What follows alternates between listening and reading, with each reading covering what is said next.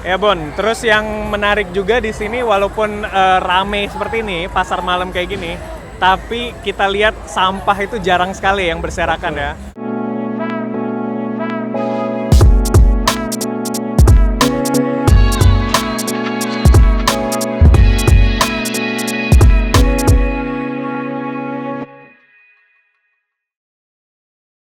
Sebelum menonton video ini, jangan lupa tekan tombol subscribe. Terima kasih.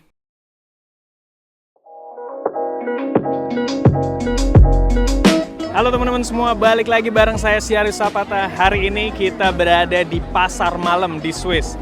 Dan sekarang kita bertiga bareng teman dari Lombok, Bon dan Isma. Mereka spesialis pijet khusus ya. Pijet khusus. Tapi bukan pijet plus-plus loh. Pijet khusus, teknik baru.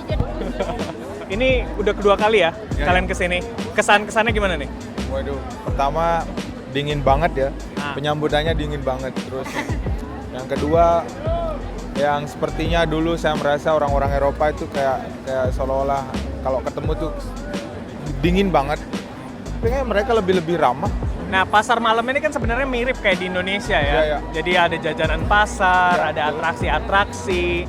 Terus bedanya apa nih sama dengan pasar malam di Indonesia? Bedanya itu di sini kan lebih mengutamakan istilahnya hiburan dan makanan. Kalau di Indonesia lebih mengutamakan hiburan dan pakaian. Kalau di sini pakaian nggak ada. Ya, berarti kalau di sini tuh lebih ke ada atraksi, mainan. Dan yang menariknya ini kayak atraksinya tuh dibuat cuma dalam waktu 2 minggu ya dibangunnya. Jadi kayak di Dufan tapi 2 minggu jadi gitu kan. Sebenarnya tempat ini cuman semacam kayak halaman kosong gitu, kayak taman dan public space dan pada bulan-bulan ini bulan Oktober November itu tempat ini bisa dirubah jadi kayak tempat hiburan ya. Dan sebenarnya ini tempat ini di tengah-tengah rumah ibadah loh teman-teman. Jadi sebelah kanan itu ada masjid Kota Basel dan di sebelah kiri itu ada gereja Kota Basel. Jadi benar-benar mereka ini apa ya? Orang-orangnya pun nggak ada masalah walaupun mereka bikin tempat acara kayak gini di tengah-tengah rumah ibadah. That's blowing my mind actually. Blowing your mind ya, benar-benar wow gitu ya. Dalam pikiran saya orang-orang Eropa tuh kayaknya lebih teguh sama keyakinan mereka sendiri. Terus mereka lebih independen dengan apa yang mereka percayai. Tapi nyatanya they are really wow, open, exploded ya. Oke, yaudah sekarang kita lihat yuk atraksi-atraksi apa aja yang ada di sini. Oke?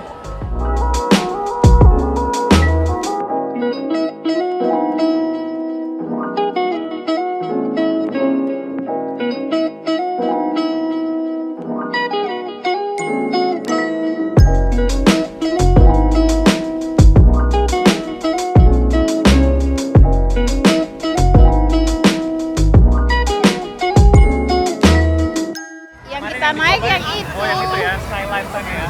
Iya, yang bisa lihat kota Basel dari atasnya. Jadi itu kayak semacam apa tuh?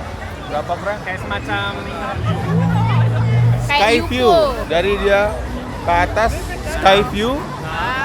Sky view untuk seluruh kota. Itu tinggi kayaknya, juga ya?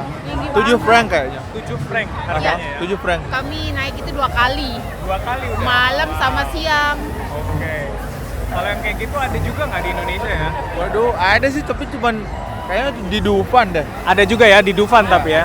Nggak ada yang publik kayak gini, nggak ada. Nggak ada yang publik. Kalau ini Dufan kaget namanya, jadi Dufan kaget. Katanya kamu nggak berani naik itu ya? You don't like this kind of thing? Roller coaster? No. No. I muntah if I see this. You want what? Muntah. Muntah. Iyalah. Lihat tuh teman-teman, memang gila banget sih ini. Saya juga nggak berani nyobain.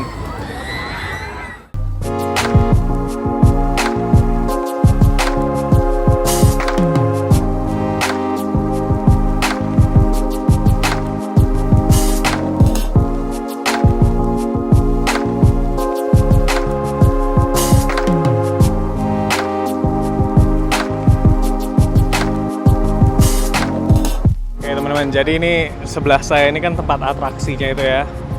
Pasar malamnya persis di sebelah kita ini dan Sebelah kiri kita Masjid Basel. Ini kalau saya sholat Jumat di sini, ini Masjid Turki. Jadi sholat Jumat ceramah Jumatannya itu dalam bahasa Turki. Memang nggak ngerti sih, tapi memang pilihannya sedikit sih di Basel nih. Ya Bon, terus yang menarik juga di sini walaupun rame seperti ini, pasar malam kayak gini, tapi kita lihat sampah itu jarang sekali yang berserakan ya. Sama sekali nggak ada orang satupun di sini yang saya lihat tidak sadar untuk buang sampah, itu nggak ada. Jadi mereka tuh betul-betul walaupun se-fun apapun, mereka tetap nyariin tempat buat buang puntung rokok sekalipun. Ya. Itu contoh yang sangat konkret yang mestinya kita contoh banget di Indonesia. Ya. Terutama saya di Lombok, waduh, makin banyak orang yang kunjungi tempat, makin banyak juga pariwisata yang berkembang, orang-orang pada datang, sampah pasti nomor satu juga masalah utama. Ya. Itu yang bikin, aduh. Semoga bisa dibawa ke Lombok ya. Ya, insya Allah kalau kita berikan contoh yang baik, teladan yang baik, paling tidak dari diri sendiri aja dulu. Ya. Karena Jadi mulai dari gempa ini bahkan sebagai bisa sebagai starting point ya. Betul. Buat memulai sesuatu yang baru. Betul. Segala sesuatu yang baik dimulai dari hal yang buruk itu nggak ada yang buruk juga. Karena pada dasarnya itu kan sebuah peringatan juga. Ya. Kalau kita masih harus introspeksi diri dari awal lagi. Oke. Super.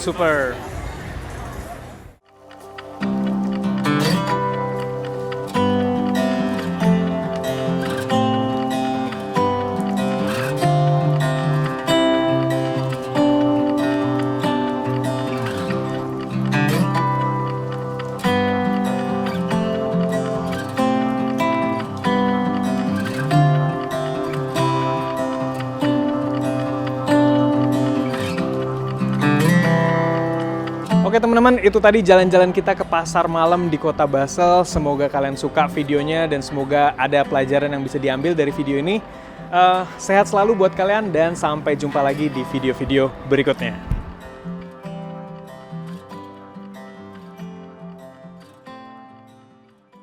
Dan semua yang ada di dunia tergantung pada gerikmu. Ketika senyummu menghadir, ada cerlang dunia bagiku. Tapi saat bayangmu samar menjauhiku, semua mewarna kelabu. Mimpi dan nyata terasa tak penting lagi, menyatu